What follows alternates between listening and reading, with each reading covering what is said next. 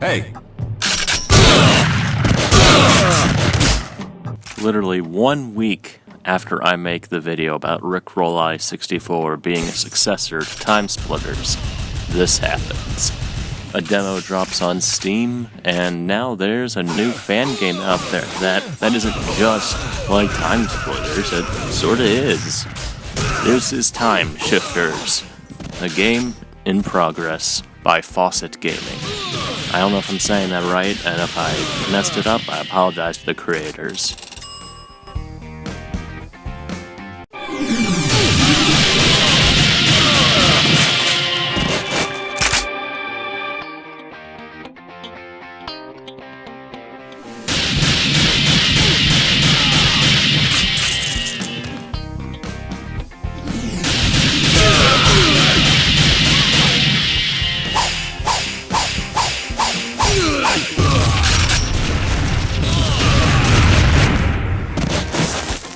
TimeShifters plays a lot like the first TimeSplitters game.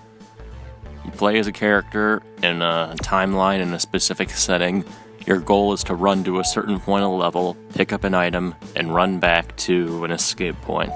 Enemies will be hounding you along the way, usually ones from a time period, so like the Old West level is going to have bandits, mansion level is going to have zombies, and the pub level has gangsters in suits. There are also these agents that teleport in when you grab the item in question, sort of like the TimeSplitters. There are also other hidden routes and optional weapons you can pick up, and the way the level plays out varies depending on the difficulty. So some areas are blocked off depending on how hard you've made it, and some enemies might not be present or might be in different locations as well. I had a lot of mixed feelings about the TimeShifters. That's why it took me a while to compose my thoughts. Initially, I wasn't very impressed by the demo. It took a few patches and a few more playthroughs for me to actually enjoy it. And I do enjoy it now. I think it's fun and creative, and I really like the refinement of the TimeSplitters 1 sort of gameplay, where the story emphasis is minimal and it's mostly to put different set pieces together that wouldn't normally work. The problem right now, I would say, is that it borrows a little too much from TimeSplitters, right down to the sounds and the basic gameplay vibe, the way the menu looks. The songs are suspiciously similar to TimeSplitters songs. I don't know, if I were the developers, I'd probably lawyer up or replace those assets as soon as possible. There's a fine line between making a tribute and just taking stuff from an existing game. And although I don't think the TimeSplitters developers are that DMCA happy, I wouldn't exactly push my luck here. But, like the demo said, assets are temporary. They're probably just placeholders so they can fill a spot until they get a proper gun sound or voice sound or music sound, until they can replace a lot of it, I guess.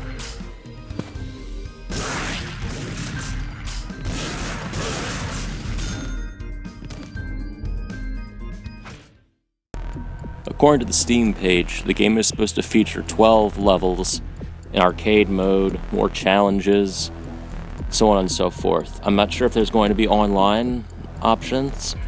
There's supposed to be a map maker if a certain Kickstarter goal is achieved. That one might not happen just because of how much it would have to be funded, but it's a possibility according to the developers. Having been on the Discord for the game, the developers seem pretty chill, and they were pretty receptive to feedback, positive and negative, when the demo came out. So I can really appreciate that in a developer. You don't see that very often, being willing to take criticism and use it to improve the title. I think that also gave me some appreciation for the game as well. Do I think TimeShifters will succeed? I hope it does. I think it could be a great game. A fun indie title, a good shooter that all the emphasis is on the action and the set pieces. The story is just, it's there to serve the levels. You're not going to care about this plot about going back in time to stop some dictator from taking over the world in the future. You're gonna care about going bananas inside of a mansion full of zombies, blasting away at them with shotguns and pool cues and plates and meat cleavers and everything else. You're going to want to go to the Wild West, pick up pints of beer and toss them at bandits to take them down. You're going to want to dual-wield revolvers, all that stuff. That's what matters. The gameplay is the main focus, not so much the story. And that works. It worked for TimeSplitters 1, and I think it could work here, judging by what's been shown off. I would say that some improvements need to be made outside of getting new sounds and avoiding getting too close to TimeSplitters style music. Make the character models seem a little more unique. The faces are all kind of similar. It really shows in the character select menu. I would also probably suggest giving some buffs to certain weapons. The Uzi's pretty slow firing. I know that the real-life Uzi is only like 600 rounds per minute, but there are other models of it that have faster fire rates, like the Micro Uzi and Mini Uzi. The melee weapons are also kinda underpowered. I mean, I guess they're supposed to be, because you're just smacking someone with a pool cue. But it might be nice to either give them like a throwing ability or boost their range or something, so that way you can effectively deal with enemies. The shotgun is a really good weapon, but in enemy hands it's a little too much, because they don't reload, much like in the first TimeSplitters game.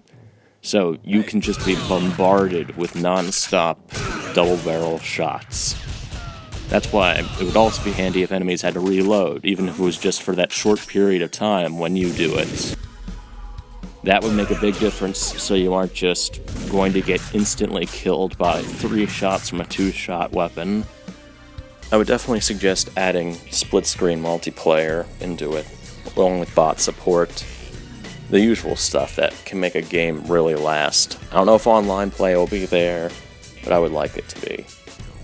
I guess we'll have to wait and see how far its Kickstarter goes and what goals it accomplishes.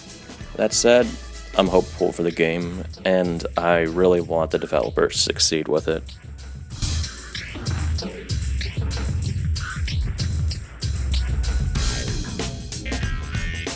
TimeShifters should not be confused with the game Time Shift, which I also mentioned in that Rickroll Live video. Thanks for watching this, and have a good one.